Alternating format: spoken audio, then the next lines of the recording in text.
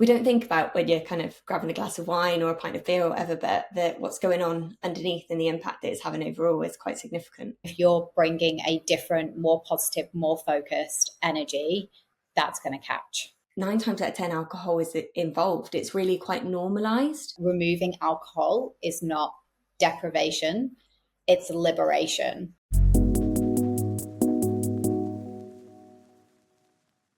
Welcome back to The Upward Spiral, a podcast where we explore the surprising joys and profound impact of drinking less.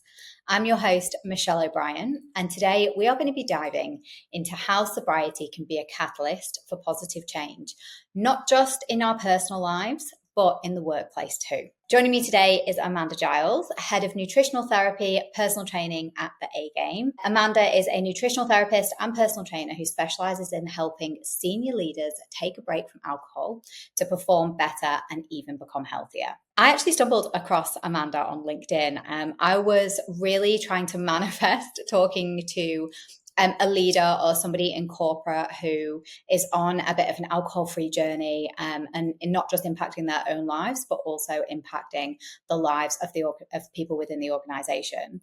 And I love the way the universe works. Amanda popped up on my LinkedIn, and just her whole expertise in this area was just so relevant. So I'm really, really excited to talk to her today. Hi, Amanda. Welcome to the podcast. Hello, thank you for having me. I'm very excited to be here. And yeah, excited for the conversation that we've got ahead. Me too. I've got so many questions. I think we just really want to today explore how leaders are maybe stepping away from alcohol, and how that can actually inspire shifts in the workplace and culture and create a ripple effect of positive change within organizations, because I believe it can be done. To everyone listening, if you're a leader, an aspiring leader, or just simply curious about the impact that sobriety can have on your life or the professional world, then this episode is for you. So, Amanda, can you share a little bit about your background and why you chose to focus on helping senior leaders make positive changes in their lives, particularly around alcohol? Yeah, of course. So my background, initially I was a personal trainer, so very much focused on fitness and health. And within that journey of being in like a gym environment and helping people from the physical aspect, my interest in nutrition really kind of sparked. I saw the relevance and kind of how much of an impact this had on health, well-being, performance, and the impact then it was having on the physical. So kind of people could be doing as much as they wanted to within those gym sessions, but if the nutrition wasn't there, kind of their mental health was impacted, their recovery was impacted so much. So I then kind of upskilled and brought nutrition into my offering. And within the nutrition space, I'm what you would say a functional medicine practitioner, which is a very holistic approach to health and well-being and nutrition. And during this time, I kind of where I studied and where I trained was with one of the founders of A-Game. And he approached me because we had a very similar mission within kind of the health and well-being space. And that essentially stems around people kind of feeling their best, supporting people to feel their best. And the founders of A-Game kind of frequently share that to them, alcohol is kind of a gateway to misery. It's holding people back. It's fueling low self-esteem. And they'd experienced that firsthand and kind of was sick of feeling that way, which is where A-Game was born. And with my kind of shared mission to support people to feel their best and also living an alcohol-free life now, we kind of come together in that shared mission. And the work that we do is to help people avoid that pain and live a life where they can perform their best, feel their best, both in work, which is obviously very relevant to that senior leader position, but also in their personal life at home with their family as well. Oh my gosh, I've got like so many questions because I've been on kind of a journey myself long before I quit alcohol. And I feel like I need your services. I had always just had like issues with my gut and gut health, and I'd had a couple of rounds of very serious kind of antibiotics in my kind of early 20s, and that just completely ravaged my gut. And I love training. Like I love training. Any sort of exercise, you sign me up, I am there. But then my body composition never kind of really added up. Even when I was working on my nutrition and I was, generally kind of 80-90% really good there, it wasn't all adding up. Like I wasn't getting the results that I wanted. And I just did not want to believe that alcohol was maybe part of the problem. It was like the last thing that I looked at. I'd done like a bunch of these elimination diets. I've done every test in the sun for gut health. And it was like, I just refused to believe that alcohol might be one of the biggest things causing my poor gut health, but also holding me back like from reaching kind of my body composition goals. Yeah, and this is really common. I think because of the education isn't kind of common knowledge out there. It's not something that's frequently discussed. Kind of the impact that alcohol may be having, say, on your sleep might be more common knowledge. But when we go into the depths of gut health and nutrient absorption and kind of unbalanced gut microbiome, those sorts of areas aren't common knowledge at this stage. And that's part of where I come in, is to spread the word on that and make these things more accessible, so that when people are struggling, that is something that they look at firsthand, because it's an easy change, not necessarily in actioning it. I'm sure this is stuff that we're going to come into with regards to kind of navigating social events and kind of work culture, etc. But it is just one change rather than kind of these elimination diets, which I'm sure you did, which can be really challenging and taxing and can have quite a big impact on your mental health as well. Yeah, awful and like really isolating and lonely as well. I once had to do a candida diet where it's no gluten, no sugar, no dairy, and just felt miserable. Like couldn't eat out, couldn't have lunch with my colleagues, couldn't, very, very, very difficult. And actually maybe starting with alcohol would have been a much more sensible choice. But you just touched on like you know the socializing and things like that with alcohol and kind of work culture. I think let's maybe just talk a little bit about how prevalent alcohol use is in professional settings, and maybe like what are some of the negative effects that you've observed. Working in a space that supports people to kind of live a life alcohol free, it's very prevalent with the people that I come into contact with. But even kind of conversations with friends, hearing their work stories, the associated events, 9 times out of 10 alcohol is involved. It's really quite normalized. And whatever scale alcohol is involved, typically it's having some form of negative impact, whether that's from kind of productivity, kind of increased errors in work, or whether it's from the mental health perspective, where it's actually heightening feelings of stress. So it's impacting then their well-being at home and at work. Anxiety levels may be increased, so kind of exacerbating any problem that may be arising and kind of making that feel 10 times worse than it could be in reality.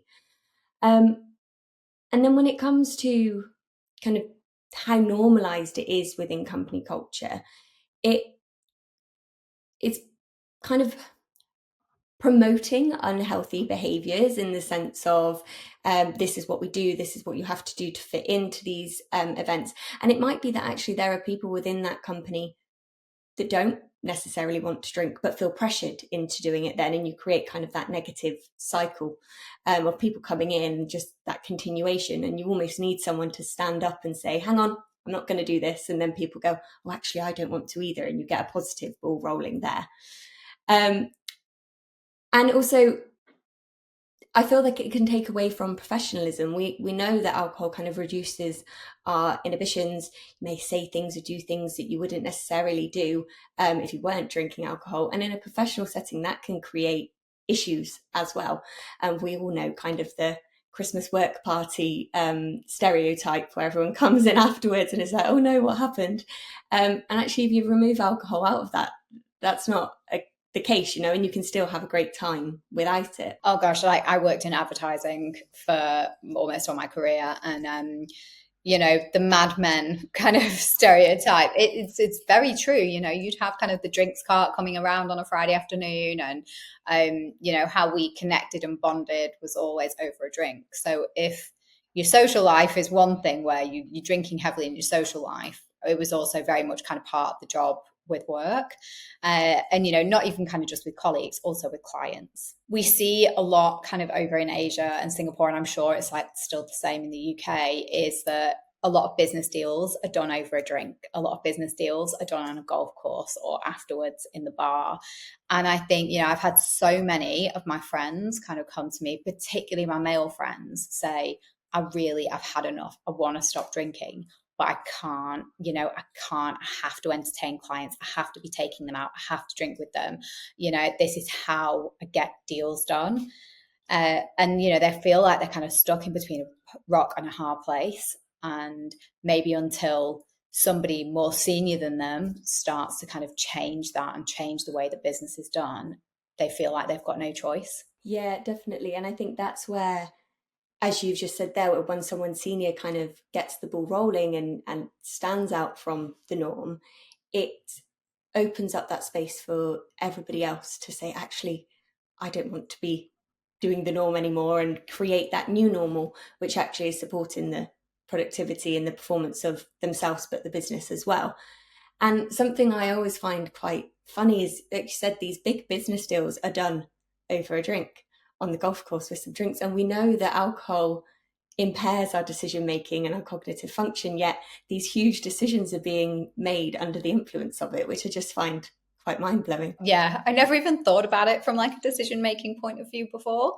And yeah, you're absolutely right. It's quite scary and Yeah. shocking, really. I'd love to talk to you a little bit as well about the sober leadership advantage. How can becoming alcohol free, or how can let's position this a different way, like how can making alcohol free choices actually improve decision making? From like a science perspective, if we looked at it from what's kind of going on within the brain, alcohol impairs the brain's prefrontal cortex, which is responsible for executive function. So planning, judgment, as we just said, they're making those big decisions out there on the golf course. Alcohol would be impacting on that in a negative way. And I touched on kind of stress earlier as well. Because of the influence that alcohol can have on our sleep quality, it disrupts our sleep cycles, which are really important in the quality of sleep we get. So our rapid eye movement, our REM sleep, and our deep sleep are our restorative stages of sleep. It's when we consolidate memory, we support our cognitive function, we actually kind of get the rest required to wake up the next day fresh and ready to go.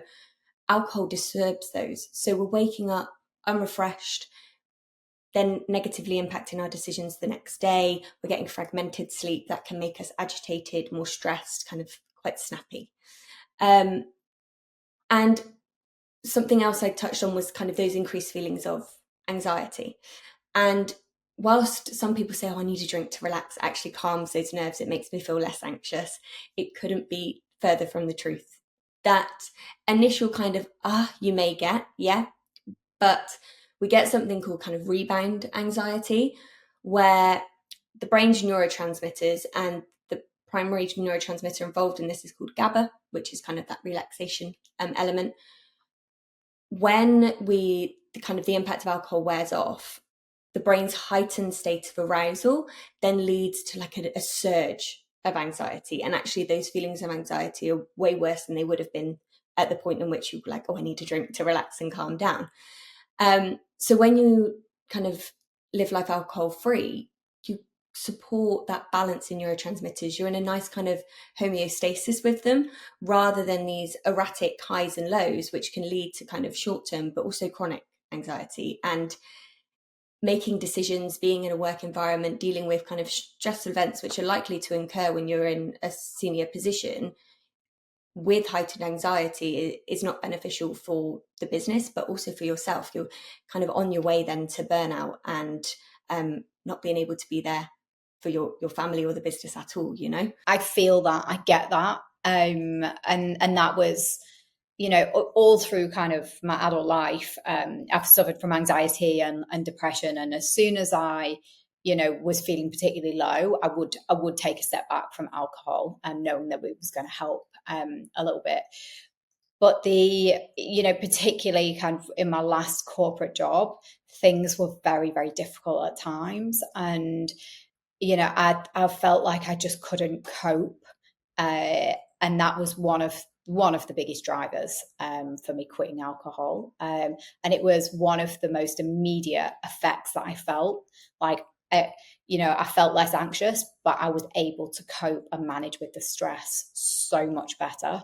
And it was so incredible how quickly I could feel that effect. Definitely. And lots of the work we do is about supporting people, for healthier kind of stress management tools. Because if alcohol has always been I grab a glass of wine when I'm stressed, for example, when that stress comes and then they're kind of choosing an alcohol-free life, you still need a way to manage that stress and deal with it in a healthy, supportive way. And that's where the work that we do is really valuable, because it's finding those alternative strategies that just haven't been on their radar because they haven't needed it. They've always gone to alcohol instead. So it's kind of expanding the knowledge of all the other options that are out there, and finding then that those other options actually help with it overall, and you're not in this rebound situation that you're seeing with alcohol. Can you share any examples of how sober leaders that you've worked with have positively impacted their teams or their organizations and themselves? I think it would be great, maybe even to start with themselves. The person that we've been working with themselves, their wife actually commented and said that they felt that they had had an upgrade because they were more engaged in family life. They were able to balance their work demands and their family life more effectively, whereas before, work was everything, because of all the energy that they had was having to go into that, because obviously it was impacted from alcohol that they were consuming. Then I kind of getting up, getting exercise done. They have actually just started to build in a second session on some of their days as well, because that's how much their energy has increased in amongst all of these work demands. And I mean, they've got three young children as well, all under the age of 10. So personally, from their perspective, they've got everything that they were looking for. They're performing better, more energy, their relationships have improved. But the biggest thing when it comes to their organisation was their colleagues started kind of asking them, like, what are you doing? What's going on? You've changed. And they could see these physical changes. They'd actually kept it quite quiet. So started to talk about it quite freely and openly. And off the back of that, we now work with his senior leadership team, because he saw so much value in what he was doing that he wanted to offer it out to his team. And the company are kind of funding the senior leadership team each being able to work with us, because they've seen firsthand just how much he improved the work performance, the productivity, decision making. And they're like, I want this across the board, because they're going to have a workforce that is kind of, for want of a better word, on their A game, which is where our brand name comes from. But and it's really nice to see that kind of snowball effect, that positive catalyst, rather than the kind of negative cycle that can come off the back of, oh, well, the boss is drinking, so I should drink because I don't want to kind of rock the boat, as it were. We're seeing that flip side in a really positive way. Oh my gosh, I love that so much. First of all, ladies and gentlemen, you've heard it. If you want your spouse to have an upgrade, reach out to the A game and get them to stop drinking. I'm not sure. I need to ask my husband if he sees me as an upgrade now. Ask him that later. But also just the incredible, the awareness for the company and like passing that on. I would love to work for a company that offers that as kind of as a service and cares about your well-being. Yes, they're caring about productivity and kind of the business goals and everything else, but also just caring about your well-being as well is really special. Definitely. And I think when we take it back to caring about the well-being of the team, the workforce, the business ultimately thrives. If you've got a workforce that are struggling personally, the work is going to suffer as a consequence as well. And it's kind of stripping it back and going down to the foundations of what is going to make a beneficial employee. And kind of a balanced kind of home life, a thriving relationships, feeling energized are in those foundations. And then kind of upskilling, as it were, which is what some companies focus on, is more at the top of the pyramid, where you can look at that afterwards when that base is nice and solid. I think it's also just like that shift in company culture can be so powerful. And when we last spoke, we spoke a little bit about some of the culture here in Asia, particularly in countries like Japan, where you are expected to go out and drink with your boss, and you drink for as long as your boss wants to drink. You do not go home until your boss has gone home. You do not decline the invitation. And so, if you ever kind of Google these kind of drunk workmen in Japan, you'll see kind of thousands of pictures of, men in suits sleeping on the floor, all over Japan, because they've been it's culturally expected of them to drink as long as their boss drinks, and go out with their boss. And that must be so difficult if you've got a boss that really likes to go hard and get on the drink. That's got to be so hard, especially if you don't want to do it. As much as you're in person, you make your own decisions. When your superior at work is kind of saying that you should, or it's implied that you should do something, there is pressure there to kind of comply to that. And there's going to be kind of concerns around the consequences of maybe going against the grain on that. Your work at the end of the day is how you're paying the bills, is your livelihood. So it's a tricky one to balance, for sure. Yeah, to navigate. And I think that's why it's so great, though, to see leaders kind of working with you guys to actually change their own behaviors, and then those within the organization, right? Yeah, exactly that. And it creates that positive catalyst, and hopefully we see that kind of spread far and wide, and then these norms that you're kind of saying that are occurring in Japan no longer are the norm. That's kind of a thing of the past. Yeah, exactly. Like, talking about kind of creating a culture of well-being, what are some of the actionable strategies that leaders can implement to maybe be a bit more supportive, or foster like a supportive, inclusive workplace that prioritizes employee health and well-being, including maybe alcohol-free options as well? A great place is kind of alcohol-free social events, because I find it's the social where lots of kind of alcohol is involved, whether it's a works night out or there's always something, the drinks on offer is prosecco or wine. So kind of bringing in alcohol-free alternatives there and making that the norm, and very accessible. And obviously, if they still want to offer alcohol as well, like, that's fine, but it's giving people the option rather than kind of not, and then feeling that if they wanted to have something else, they'd have to go and ask for water or something.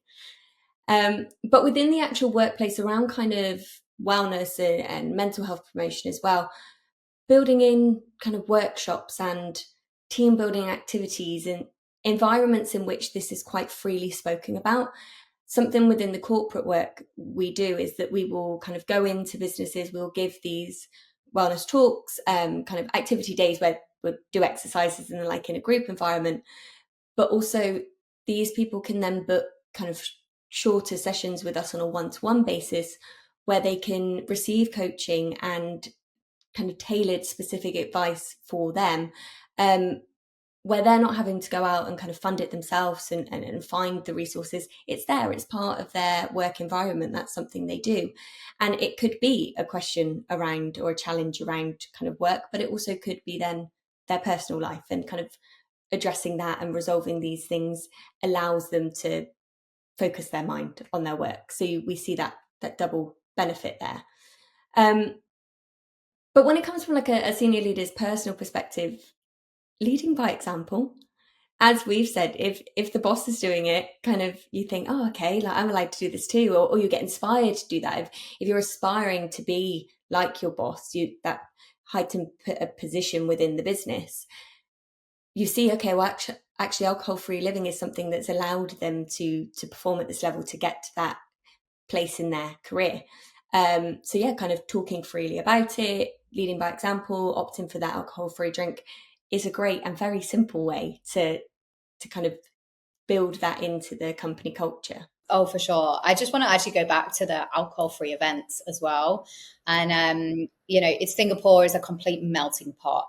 We have got so many different cultures and religions and all kind of living under one very small roof. And so I've found that kind of since coming to Singapore, a lot of the work events, especially when you're working in a big corporate, tend to be a little bit more mindful to those people who don't drink. But they don't necessarily offer alcohol-free alternatives. So there will be alcohol and there will be your soft drinks. And I think there's kind of those people who still want to have something really sophisticated to drink. They want to have a prop. They want to have what looks like a glass of wine. They want to feel included. They want to have something adult that's not loaded with sugar. And it's one really simple thing that organizations can do is, if you don't want to change the works nights out or the event or the occasion, just simply start by including some non-alcoholic beers and some maybe non-alcoholic wine, and go from there. And I think they'd be really surprised about how many people choose those options, even if they're not complete abstainers, and just people who maybe don't want to drink on that particular occasion for many of the reasons that you've already mentioned. Yeah, and actually that feeds really nicely into a tip that I would often give, like a habit hack, as it were. If you have your go-to drink and you normally have it in the same glass, don't you? And you've got your go-to glass at home and things like that. It's still use that glass, but just put a different beverage in it, and you get that same habitual ritual sensation, just without the alcohol included. And that very much taps into what you're saying there about the events, is actually just by having a very similar glass and it's still being presented nicely, maybe it's still got some garnish or something like that, it includes people, but in a way that means that they don't have to be drinking alcohol. And like you said, it doesn't even have to be that they never want to drink alcohol. It might simply be that they want to drive home that night, or they have an early start, or it's summer holidays and they have the kids at home. So it's all of these things, and it's just creating that inclusive environment that actually may mean that more people go to these social events because they're not kind of making excuses not to go because they feel that they'll have to drink alcohol there. And I think the second thing that you said as well around the conversation, like opening up that conversation and having more discussions about it, like just not, if you're a leader who drinks, and maybe enjoys a drink, drinks quite heavily, don't assume that everybody does. And, start to have those conversations, start to be a bit more kind of aware of the team and the people around you, and, ask the questions. Do you want to drink on this occasion? Shall we do something that doesn't involve alcohol? Talk to them and find out kind of what their, for lack of a better word, relationship status is with alcohol. It doesn't have to be super formal, but it's, just you'd be able to kind of get a read on someone quite quickly as to whether they drink or not. That's so true. I think effective communication, kind of active listening and seeking feedback from everyone around you really on these sorts of situations is so important, because I think assumption in any way is where we get into kind of sticky waters. With each situation, I say kind of never assume, ask, effective communication, and then you kind of get to a place where everybody's normally happy with the outcome. So going back to the creating a culture of well-being, like, have you got any examples of how leaders that you've worked with have maybe effectively communicated their own alcohol-free choices to their team? I know some people might feel a bit awkward kind of announcing their status. Have you seen anything interesting?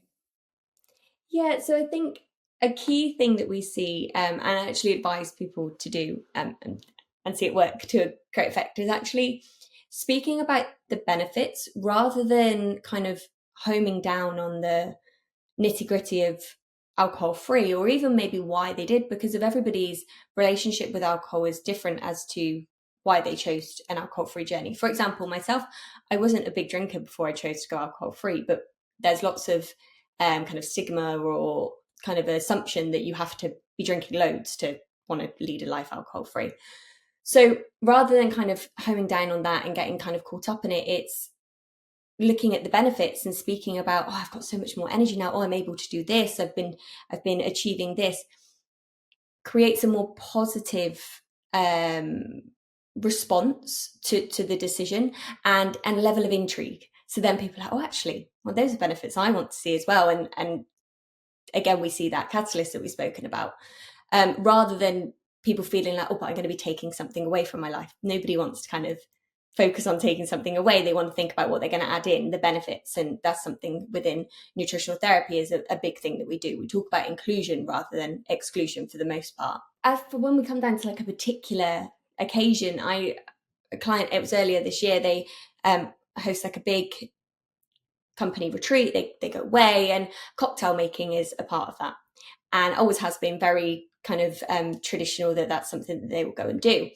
And they expressed that they're on an alcohol-free journey. So is there something alternative that they maybe focus on, or could build in kind of alcohol-free cocktail making? And they were under the assumption that they would be the only one that did the alcohol-free, but it would still allow them to kind of do it as a team, etc. And actually, they found that half of the people ended up taking the alcohol-free option. Everyone had the great fun of kind of putting all the cocktails together, mixing the flavors, shaking, kind of, again, having it in a nice glass, garnish included. And they were so positively surprised at actually how many people had opted for that, because the assumption had always been there that this was an alcohol-heavy event. Everyone was going to want to go for the alcohol. They were quite nervous that they were kind of going against the grain on that. And it was actually a really positive experience for themselves, but also the other people that attended. So yeah, I really like that. And having that evidence then that our assumptions, as we've touched on, aren't always correct, which is why it's good to kind of have that effective communication and ask people and give alternatives. Yeah, for sure. And it's so funny as well, because it's if ever I'm out with friends, I try to make sure I'm the first one that orders my drink, because I find that if I'm the first one to order my drink and I'm ordering an alcohol free, more people will follow my lead than if somebody orders a wine first. And it's been a really interesting observation. And so now I try to make a point of being like, I'm not drinking tonight, I'm going to go for this cocktail or mocktail or alcohol-free option. And most of the time, there'll be a good chunk of people that will follow my lead, which I love. Yeah, that's so great. And it's really interesting, isn't it, how we, until we make those decisions, until we see those kind of events play out, actually how many times people would have opted for the alternative when actually they didn't want it. Yeah, completely. And that's it. And I think even when I was drinking, often I didn't want to drink and I didn't feel like it, but everyone else was drinking, so I just drank because I wanted to be included, and it's what everyone else was doing. And it's so ridiculous saying that out loud, but that became a behavior that became a habit, you know? Yeah. And I think that's where in the messaging kind of A game, when the founders put the business together, kind of that low self-esteem point is actually by supporting people on self-confidence, boosting that self-esteem, kind of effective communication. Like, it opens up the ability to be able to say, I don't want to do that, rather than just following the norm. Yeah. So tell me a little bit more about that. So we're going to kind of come on now to talk about like the holistic impact of like your holistic services and the holistic impact of alcohol-free living. But let's talk a little bit more about that kind of self-esteem element that you work on, because this is just so interesting. Limiting beliefs are something that we see time and time again. A limiting belief in itself is, I can't attend that and not drink alcohol, for example. And in business, in your career, limiting beliefs are going to hold you back from taking that next step, from making that decision, from going for that promotion, depending on where you are within the business, for example. So the work that we do around that, whilst it supports alcohol-free living, actually isn't necessarily focused on alcohol-free living. But it's just that alcohol consumption can either exacerbate those limiting beliefs and kind of low self-esteem because of the impact on, like I've said, on anxiety and sleep and stress, for example, but also could be as a consequence of those limiting beliefs. And we'll take it right back, and depending on kind of what comes out from the session, we'll then direct and steer what's going to be most appropriate to support and help that person. My offering primarily within the business is on the nutrition front. So as a nutritional therapist, and people often overlook the impact of nutrition. they think, oh, I eat breakfast, I eat lunch, or maybe skip lunch for lots of people. I have dinner, and they don't really think about what that food is doing on kind of a biological level, how it's supporting your liver function, how it's supporting your gut health, how it's supporting your muscle development and repair. And when you look at the science behind it, and it's why I find nutrition so fascinating, you see just how intricate everything is. And when you add something like alcohol into the mix, actually then the negative impact and the what vitamins it may be blocking absorption of, for example, how it may be impairing your liver function, how it can be disrupting your hormone function, which can be then negatively impacting your sleep. And you look at it from a different perspective, and educating clients on this, they then start to understand kind of the consequences of alcohol. And when you look at the cost versus reward, any sort of reward that they were seeing from it, oh, it makes me feel like this, oh, I like the taste, for example, starts to really decrease in value, and these costs kind of shine bright, and it makes it easier for them to continue that journey of alcohol-free living, knowing just how much they're kind of supporting their body from a holistic perspective. And I touched on nutrient absorption, for example. So vitamin B12, folate are key nutrients for our energy and brain function, kind of our cellular health. And alcohol blocks the absorption of these. So you're negatively impacting your brain's ability to work well. You're exacerbating your rate of aging from a cognitive function. You see all these, and we'll do testing, which I'll touch on, but you can see this in black and white, and it allows people to go, actually, I can make this one change to positively impact X, Y, Z, and the list goes on and on of the positives there. This is so fascinating to me because, you know, in my 20s, I actually had to have vitamin B12 injections because my B12 was so low. And obviously, a lot of it's linked to mood with B12 as well, and like depression. And I never knew that there was a link between alcohol and the absorption of B12 because I was eating enough products that contained B12 or not, and it never seemed to do the trick. But I was drinking. So maybe that explains it. And on top of that, so DNA testing is something else we'll also offer. And whilst your genes aren't definite, but your genes are definite, sorry, but the outcome of it is not necessarily definite. It's influenced then by how your environment interacts with it. It's called epigenetics. But we can see someone that may be predisposed to a low vitamin B12 status anyway because of their genetic makeup.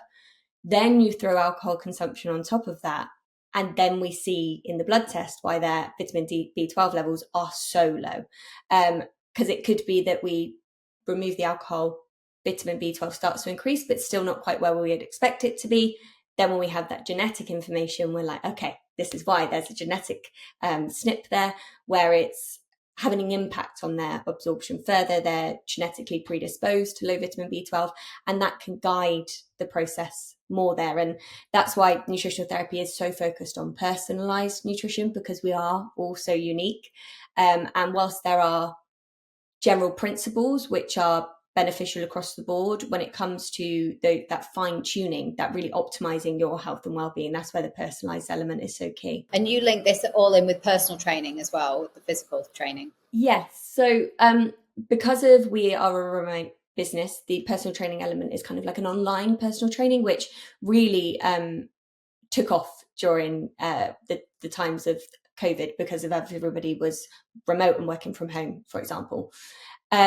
So some of our clients already have in-person personal trainers, and if that's the case, I'm more than happy to communicate with them, but we kind of allow them to kind of move forwards in that way. They don't want to interrupt a relationship that's already thriving. But for clients, especially the clients that travel a lot for work, the online personal training element is fantastic. I am able to tailor their training plans to the environment that they're in. If they only have resistance bands with them and they're in a hotel room, fantastic, we make that work. If they have access to a hotel gym, great. If they are actually based at home all the time and they go out to a certain gym, fantastic, but we make it work for their situation how their body is currently functioning, if they're traveling frequently, building in the mobility that they would need to kind of overcome those long haul flights, for example. And it, as I said, but it is essentially a PT in your pocket because of that online training element.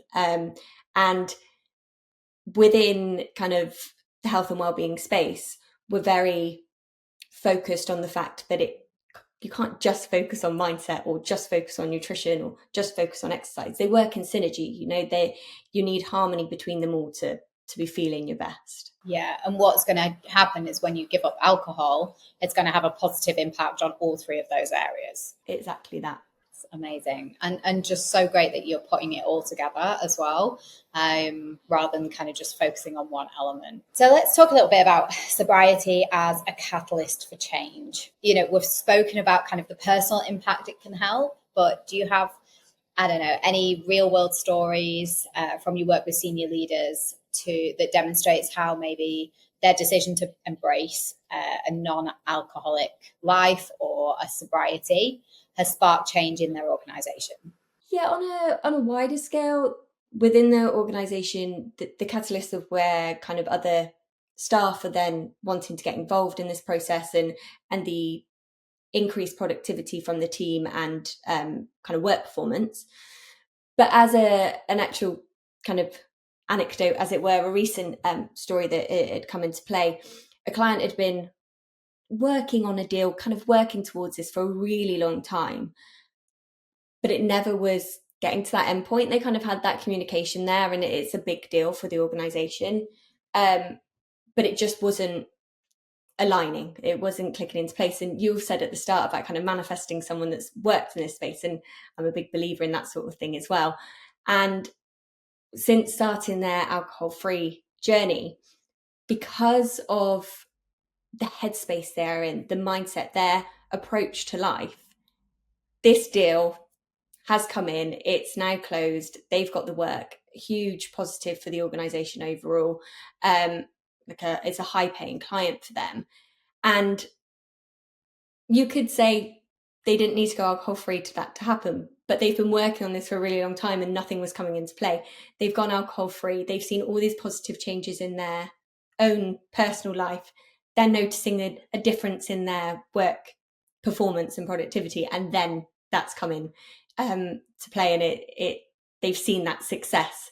And I think that's it. It's not kind of a direct impact all of the time. It's not this leads to that, but what it does is open up the space because of their getting up earlier, exercising more, eating better, in an improved mood, performing more, that actually then it sparks that positive change within the organization. It is more of a holistic output rather than a direct, this has resulted in this. Yeah, and I think the change starts with you. And if you're in a position of power or a leadership position of an organization and you want to see change in your organization, maybe it's a time to kind of look inwardly and, okay, maybe change needs to start with you. And then maybe, like you said, you'll have kind of that ripple effect to other people. Because energy, whether it's positive or negative, is infectious.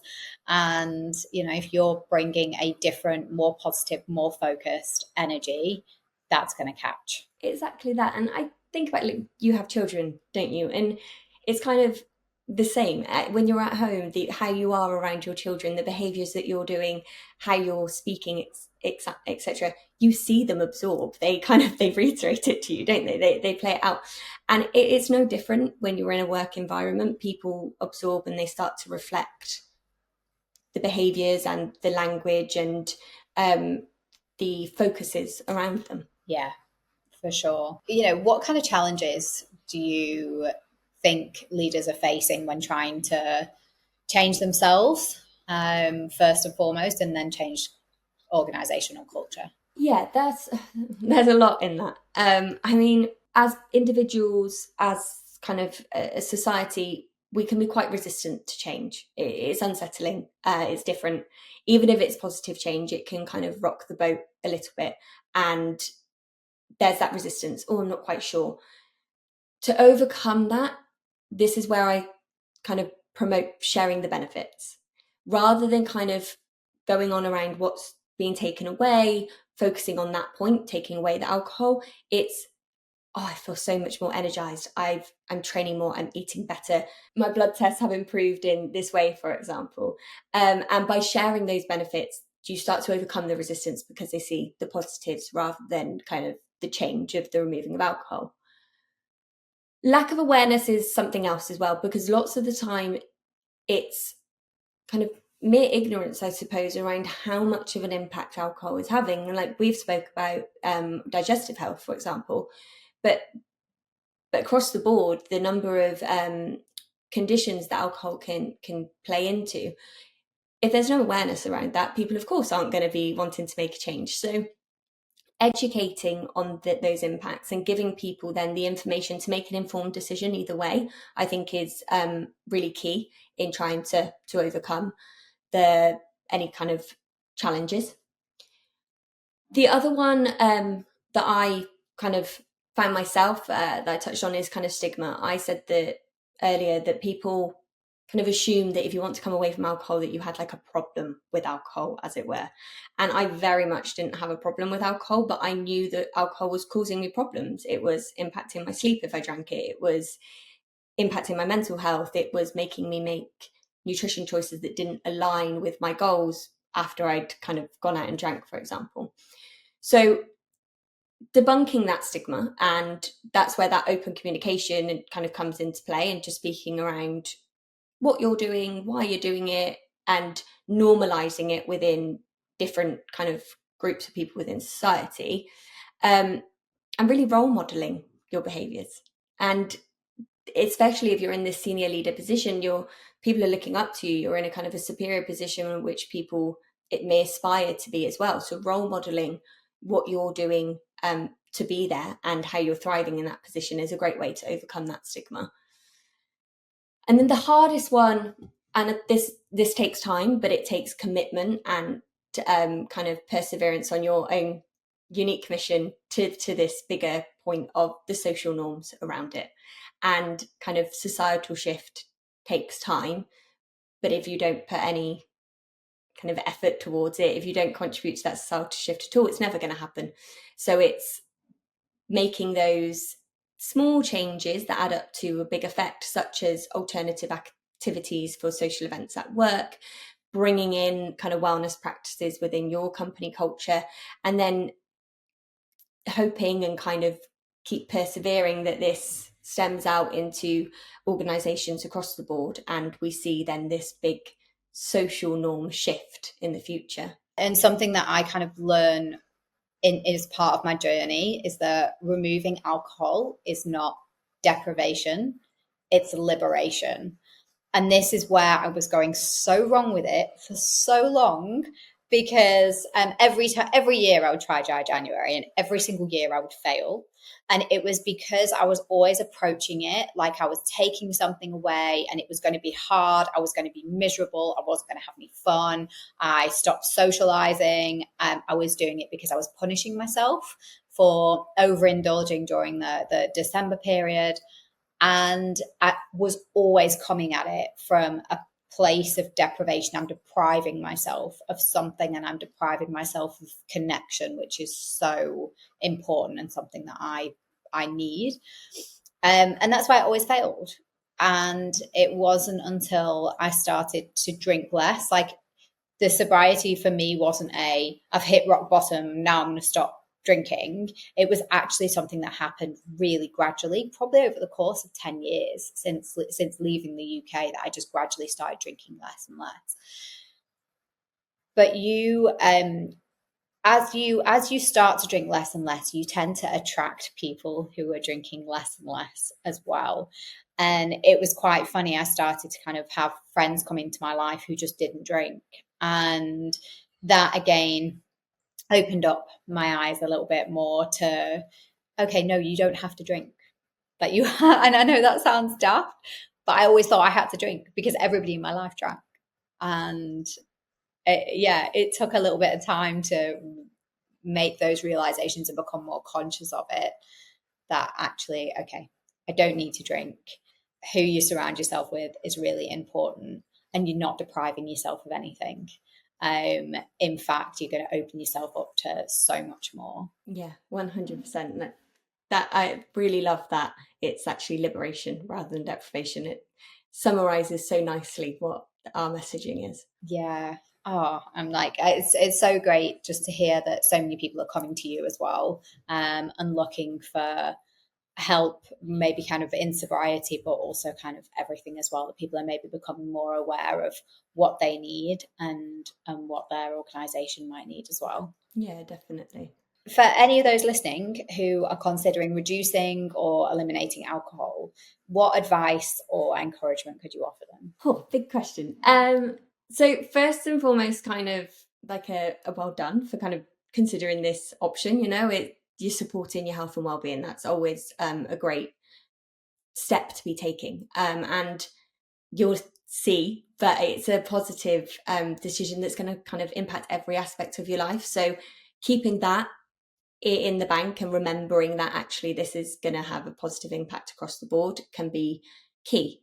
And this feeds into my next point, kind of more actionable advice around setting clear goals with it. So whether that's a day by day goal, whether it's you want to do kind of a 30-day break initially, set some clear goals for you personally, and make them realistic and kind of measurable, so that you're not a sweeping statement of, oh, I'm never ever drinking again.